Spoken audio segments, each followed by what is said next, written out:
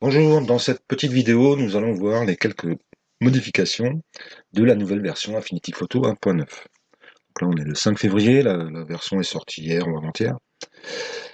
5 février 2021. Cette nouvelle version, vous avez quelques modifications, alors que lorsqu'on ouvre Affinity, a priori, il n'y a pas beaucoup de changements par rapport à l'environnement, si ce n'est ce bouton-là, mon compte.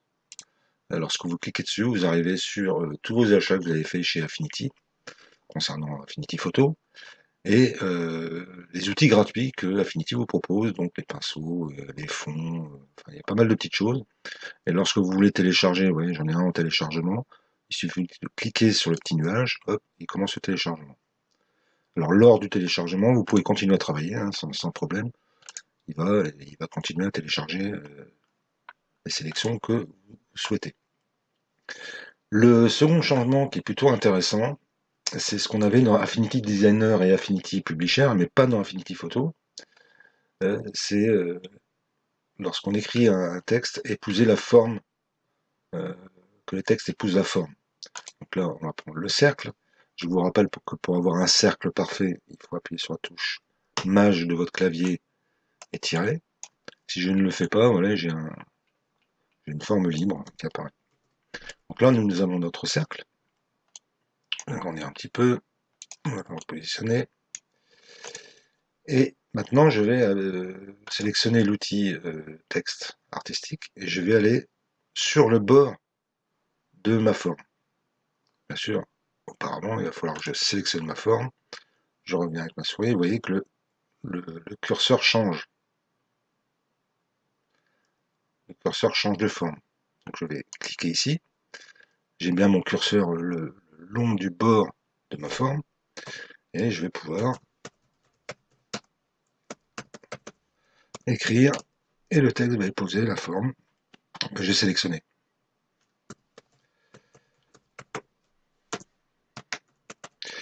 Nouveauté. Donc là, nous avons notre forme. On double-clique sur le texte pour modifier sa taille. Sa taille, vous voyez, la taille change. Le texte, enfin, comme c'est un texte classique. Pour positionner votre texte là où vous souhaitez dans la forme, vous avez un petit curseur vert ici. Je vais l'agrandir. Curseur vert, et il suffit de cliquer dessus. Et vous voyez que votre texte bouge et épouse bien la forme. Là, vous avez un autre curseur rouge ici. Si je vais dépasser mon curseur rouge, le texte qui va le toucher va hop, passer de l'autre côté. Et à l'intérieur. Là, je suis à l'extérieur. Le mot nouveauté va passer, si je dépasse ce petit pointeur rouge là, orange, mon texte passe à l'intérieur. Il suffit hop, de basculer tout ça et de mettre notre texte. Alors, très pratique pour faire des tampons par exemple, ou des écussons. Donc ça, c'est une des nouveautés plutôt intéressantes d'Affinity Photo que nous n'avions pas auparavant. C'est plutôt pas mal. Je vais revenir en arrière. L'autre nouveauté, qui est plutôt pas mal, également, concerne toujours les formes. Par exemple, je vais faire une étoile. Alors, c'est toujours pareil, hein, vous voyez, là, j'ai pas appuyé sur la touche Maj. Mon étoile est libre. Je veux une étoile qui soit vraiment propre. Voilà. Nous avons donc notre étoile. Alors, je vous rappelle, hein, les points ici, c'est pour modifier la forme de votre étoile. La hauteur des pointes, l'arrondi, pointu, ok. Là, je vais mettre une couleur jaune. Voilà. On a mis du jaune. Donc, j'ai mon étoile qui est ici. Et je veux créer plusieurs étoiles identiques. Donc, je vais faire l'habitude. Hein. Bouton droit de la souris, dupliquer. Donc, j'ai bien mes deux étoiles. Et là, je me dis, bah, ces deux étoiles-là, les couleurs ne me plaisent pas, je vais plutôt prendre du vert. Ouais, mais la première, on est obligé d'effacer la première, la dupliquer, ainsi de suite. Et bien, il y a une nouvelle fonction très intéressante. J'annule.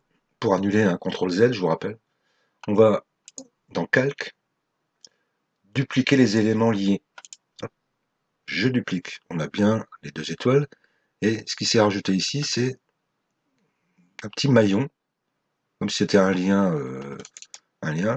Lorsque vous double-cliquez dessus, pour cette étoile-là, vous avez toutes ces modifications-là qui vont se faire sur les 2 étoiles en même temps, sauf si vous désélectionnez, sauf si vous dissociez les 2 étoiles.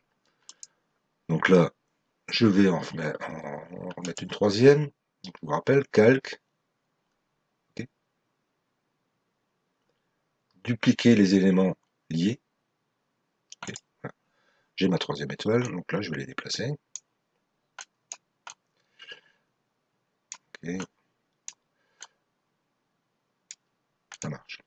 Donc je sélectionne une étoile et je me dis, bah, le jaune, c'est pas terrible, je vais les mettre en bleu. Et ben, vous voyez que toutes les étoiles vont changer en même temps, alors que je n'ai qu'une seule étoile sélectionnée.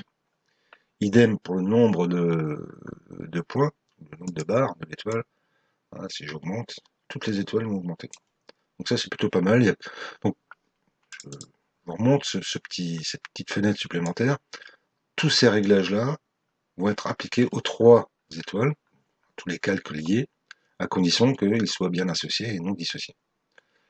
Si je dissocie par exemple cette troisième étoile-là du paramètre de remplissage, je clique dessus, je l'ai dissocié, je vais sur cette étoile-là, je change la couleur, il va y avoir que les deux étoiles liées qui vont changer de couleur, pas la troisième.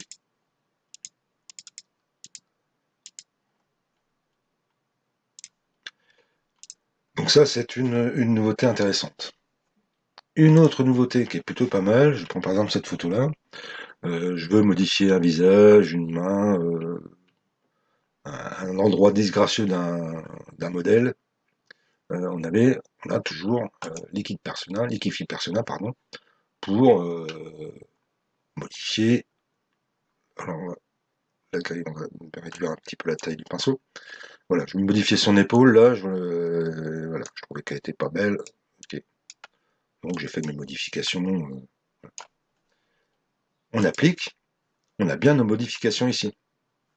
Ouais, mais on l'a effectivement sur la photo principale. Or, je reviens, j'ai mis la même photo sur un autre calque. On a une autre possibilité maintenant, lorsqu'on va ici dans les filtres dynamiques, on a Liquify, le même outil, je réduis la taille, voilà. Volontairement, le malheureux, je l'ai un peu déformé. Là, je fais appliquer. Et le gros changement, c'est que on a un filtre dynamique qui s'est rajouté à la photo. Ce qui fait qu'on va pouvoir revenir en double-cliquant dessus sur notre filtre et le modifier à nouveau. Ça, c'est plutôt pas mal. Alors, un autre ajout, nouveauté dans Affinity Photo, c'est par exemple, j'ai téléchargé dans les stocks ce paysage. On a la possibilité maintenant, lorsqu'on va dans Affichage, Studio, Contenu, ce sont les contenus que vous aviez déjà auparavant dans Affinity Photo. Lorsque vous êtes dans votre compte, ici vous avez plusieurs outils disponibles gratuitement. Hein, je vous l'ai montré tout à l'heure. Ici par exemple on a de la brume qui se trouve, puisque vous l'avez téléchargé, dans les contenus. Et ici, brume. Donc là je vais rajouter par exemple cette brume-là dans Affinity Photo. Vous voyez, on a un calque transparent qui s'affiche et qu'on peut déplacer où on souhaite. Ça c'est plutôt pas mal, donc ce sont dans les outils gratuits fournis avec la version 1.9 de Affinity Photo. Et une avant-dernière amélioration, c'est par exemple, je viens ici dans couleur, vous avez vos différents outils studio, hein, studio, vous avez toutes ces palettes là, lorsqu'une palette, je la déplace, je la mets ici, je viens dans Réglages, je mets les réglages ici, vous modifiez votre environnement, en quelque sorte. Et bien maintenant, lorsque vous souhaitez organiser euh, votre, votre environnement, vous pouvez maintenant l'enregistrer. Donc c'est dans Affichage, Pré-réglage studio. Et ici, vous avez ajouté un pré-réglage, test palette. OK. Donc je remets mes outils où ils étaient. Réglage. OK. Je retourne dans Affichage, Pré-réglage studio et je vais sélectionner le pré-réglage que je viens de créer et il va repositionner votre environnement tel que vous l'aviez souhaité à un moment donné. Ça, c'est plutôt pas mal. Donc, affichage, pré-réglage, et on a nos pré-réglages qu'on a fait, donc on peut en faire autant qu'on en veut. Voilà, donc, et je vais vous présenter donc la dernière modification et nouveauté dans Affinity Photo 1.9. Donc la dernière modification, c'est celle-ci. Là, j'ai rajouté une image. Pour rajouter une image, on fait fichier, placer, et on va choisir l'image que l'on veut placer dans le document déjà créé. Là, je sélectionne mon image, ne pas oublier de cliquer droit sur l'image et de la tramer, ou de la pixeliser, sinon ça ne va pas fonctionner. Je sélectionne mon calque, ici, et je vais à nouveau dans calque, nouveau calque, motif à partir de la sélection. Et là, on va créer des motifs sur le fond. On peut imaginer moult motifs.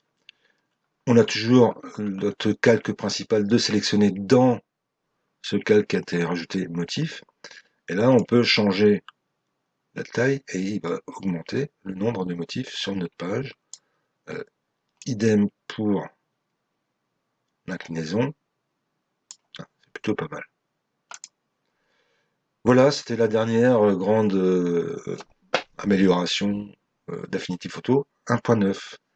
Merci d'avoir suivi cette vidéo, à bientôt.